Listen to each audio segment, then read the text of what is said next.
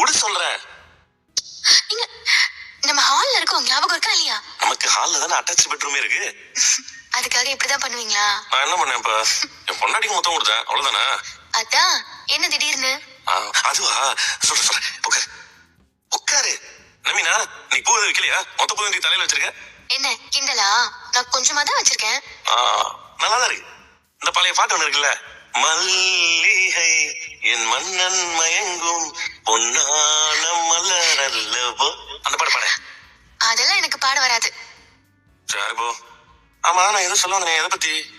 என் கையில முத்தம் கொடுத்தீங்கல்ல, அதை பத்தி. கரெக்ட். இன்னைக்கு சவாரிக்கு 2 பெரியவங்க வந்தாங்க. புருஷன் பொண்டாட்டி தான். அவருக்கு ஒரு 88 வயசு இருக்கும், அந்த அம்மாவுக்கு 85 வயசாம். ஏங்க, அதுக்கும் முத்தத்துக்கும் என்ன சம்பந்தம்? சம்பந்தம் இருக்குமே, நான் சொல்றேன் கேளு. 2 பேரும் பேசிட்டே வந்துட்டு இருந்தாங்க. என்ன வண்டியை கொஞ்சம் ஓரமா நிறுத்த சொன்னாங்க. சரி. அந்த அம்மா பேக்ல இருந்து ஒரு மாத்திரையை எடுத்து அந்த பெரியவர் கொடுத்தாங்க. நீங்க கார் ஓட்டுனதுல அவருக்கு ஏதாவது ஆயிடுச்சா?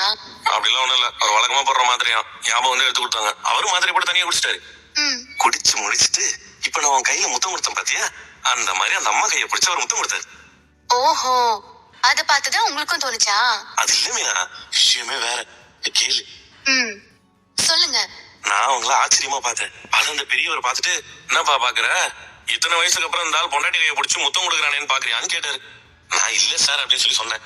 அதுக்கு அவரு, நான் எப்பவுமே இப்படிதான்ப்பா